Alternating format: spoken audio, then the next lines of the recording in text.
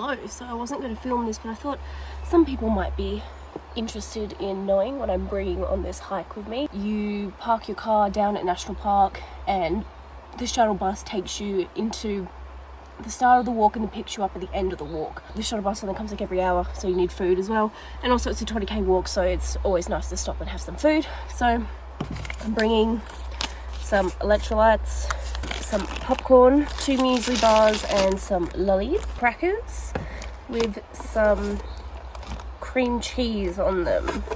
I don't usually eat when I hike, which is really bad, but I figured I should have something because I might get absolutely starving on this hike. So yeah, and then I've just got this backpack, which has been like my go-to backpack for every hike I've done so far, except for overnighters. This is the low pro photo sport, so it allows me to carry all of my camera gear. This isn't sponsored or anything, this is just a really good backpack, and you'd hope so because it's fucking expensive. Out is you can put a water bladder in it, and also it's got the hip straps and everything, so it's got quite good support for hiking. So that will be the only thing that's on my back, but that is all for now. I will get back to you when I actually do the hike. You can see me too well, but I woke up at 10 to 5, drove to the national park because I'm getting on the bus at 5:45 a.m. It was meant to be sunny today, and now it's going to be cloudy, which is kind of disappointing, but hopefully we get some blue skies along the way. It's like 6 degrees, my hands are fucking cold. But it's all good. It should be a good day, hopefully. So this crossing is the most popular day hike in the whole of New Zealand. I woke up to this beautiful sunrise. It is also only a 19.4 kilometre one-way walk, not a 20k. There are a couple of other options you can do if you don't want to take the shuttle bus. You can either drive your car to the other end and leave it there and then get the shuttle bus to National Park and then stay in National Park for a night and then get the shuttle bus from National Park to the start of the trailhead and pretty much walk in the direction of your car. Or you can leave your car in the car park for only 4 hours and try doing it in 4 hours or walk halfway. The walk also walks through all these beautiful volcanic valleys, which I do highly recommend you stop and read the plaques along the way because it is very interesting. This is definitely the easiest part of the hike, and you will reach a sign which says it just gets steep from here, and trust me, it really does. We're now up to the hard bit, which is essentially all steps, and just need to climb up. Legs are going to be so narrow.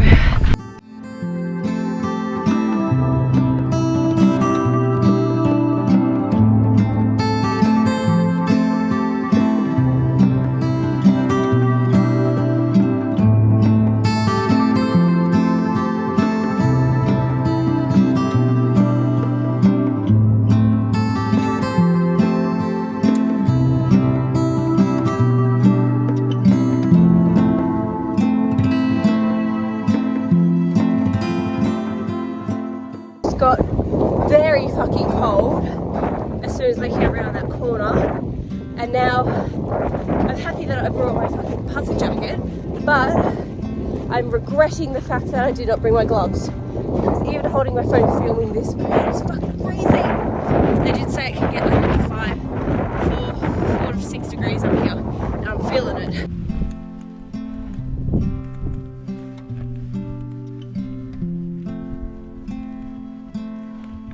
The wind just disappeared. Oh, that's so nice.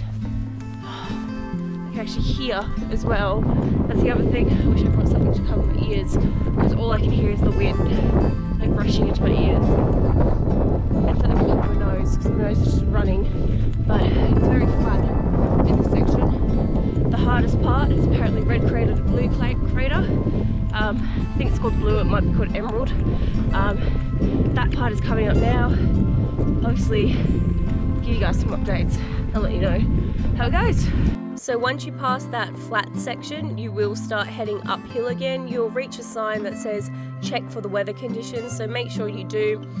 I just continued going because, well, everyone else was, but this was me heading up to the red crater. As you can see, it was so windy. There was no visibility. It was raining. Honestly, at this point, I was just kind of miserable. I was over it. I just wanted the hike to be finished. I was freezing cold, and I just knew I wasn't going to get the spectacular views you get from the Red Crater. But nevertheless, I still got up there, still did my best. And I mean, that's the thing about hiking, you're never going to get the perfect conditions all the time, and sometimes you just gotta live with what you get given. Going down from Red Crater to the Emerald Lakes is very, very slippery, so make sure you take your time going down this area. And this is also where the walking poles would come in handy. I nearly ate shit going down there, I won't lie. These are the beautiful Emerald Lakes that you see all over social media. As you can see, there wasn't really any visibility for me, but I think it's still pretty damn spectacular, even though I was wet and miserable. The walk then starts to flatten out, and essentially it all is downhill from the Emerald Lakes. So once you've made it to the Emerald Lakes, you have pretty much done the hardest part of the hike. Look how red my nose is. I can't feel anything in my hands. Oh God. I really should have come more prepared. But then again, when I checked the weather, it said it was going to be sunny and hot today. And then I checked it this morning and it changed to cold, windy and raining. So that kind of gives you an idea of how quickly the weather can change in this national park. God. You pretty much just continue going downhill, getting some pretty nice views along the way. I was kind of lucky, and once I got down the side of the volcano, there was a little bit of sunshine, so I got some views, which I was pretty happy about. This was probably the only views I got on this whole entire hike. So if you are planning this, I do recommend that you give yourself a couple days in the national park just to give yourself a bit of wiggle room in case there are some days like this. I wish I did that, but I mean, I'll happily go back and do it again one day. And then you start walking through some lovely forests on your way down, and then you pretty much just wait at the end till you get picked up from the shuttle bus. I didn't do any filming of that because I was pretty much just done. I was done with the day. But that is going to conclude this video, guys. As you can tell, it did not go as planned, but that is completely fine. If you guys like my videos, make sure you click the subscribe button and the like button, and I'll see you guys all in the next one, where hopefully I get a little bit better weather.